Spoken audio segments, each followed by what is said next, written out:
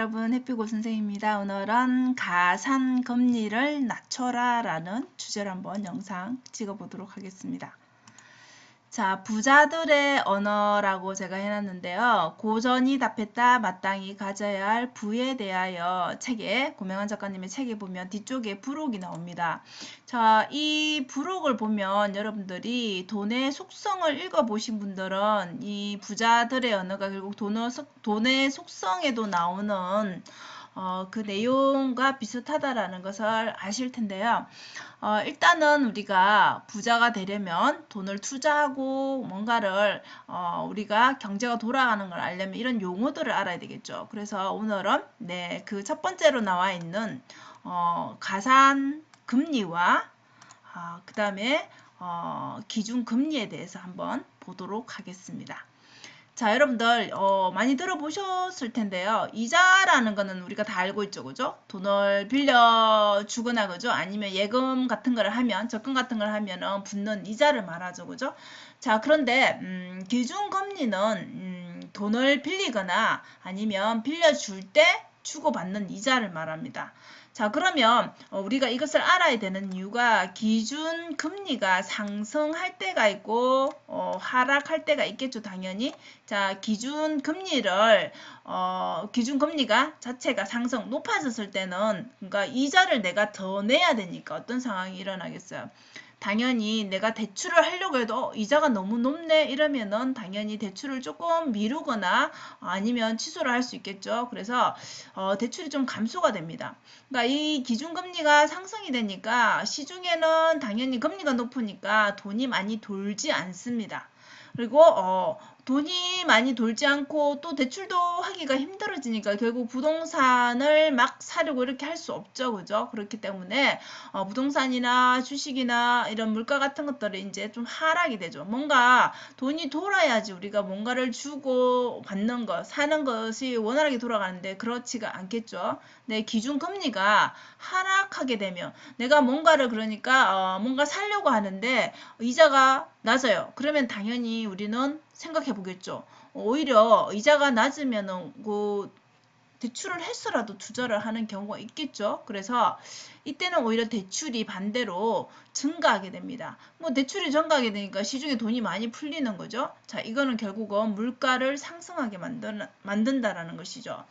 자, 그래서 이게 많이 들어본 인플레이션, 팽창이 온다라는 것이죠. 이렇게 되면. 그래서 이 기준금리는 여러분, 이 국내에, 우리나라의 물가를 조정하는 역할을 할 수가 있다는 거죠. 돈을 많이 풀 것이냐, 아니면 또 걷어들일 것이냐, 이렇게 해서 인플레이션이 올 수 있고 아니면 또 침체도 올 수 있겠죠. 어쨌든 이렇게 기준금리가 이런 역할을 한다라는 걸 일단 알아야 되겠죠. 그럼 우리는 기준금리가 어느 정도 되는 거야 이번에는 뭐 이런 식으로 그럼 내가 지금 대출을 해야 될까 말아야 될까 이런 것들을 시기라든지 분위기들을 읽을 수가 있어야 되겠죠. 그래서 국내 물가를 조정한다라는 거 기준금리가요.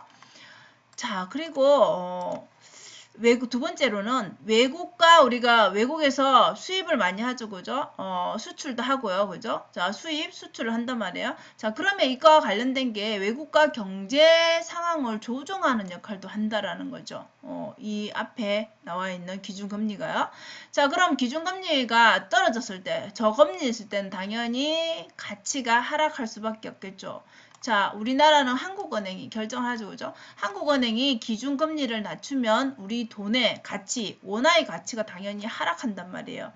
자, 그런데 우리가 수입할 때, 외국에서 물건을 수입할 때, 사올 때, 그러면 우리의 돈의 가치가 하락했으니까 더 많은 돈을 지불을 해야 되겠죠. 자, 그러면 앞번에 우리가 했던 것보다 더 많이 돈을 지불해야 된다는 거예요. 그럼 이거를 좀 우리가 해결을 하고 싶죠. 좀 완화를 시키고 싶다. 자, 그러면 완화시키기 위해서 해야 되는 것은 기준금리를 올려서 우리 떨어진 가치를 상승시킬 수 있겠죠. 근데 이렇게 하면 또 문제가 되는 게 있는 거예요. 문제는 우리 국내 시장에 이자가 상승하니까 시중에는 이자 상승하면 아까 돈을 많이 이게 우리가 대출을 하지 않는다 했죠, 그죠? 그래서 시중에 돈이 안 도는 거예요. 그러니까 어떻게 와요? 경기 침체가 온다라는 것이죠. 그럼 우리 앞서 말한 것처럼 인플레이션이 올 수도 있고 경기 침체가 올 수도 있다는 거죠. 이런 것들을 조절을 기준금리가 조절을 하는 역할을 한다라는 것이죠. 자, 그러면 우리가 뭔가를 하기 위해서 투자를 하든지 그죠? 뭔가를 하기 위해서 이것을 반드시 분위기를 알아야 되겠죠. 읽을 수 있어야 되겠죠. 그래서 우리나라는 한국은행이 기준금리를 결정합니다. 미국은 연준이 결정하죠. 줄여서 연방준비제도 연준이.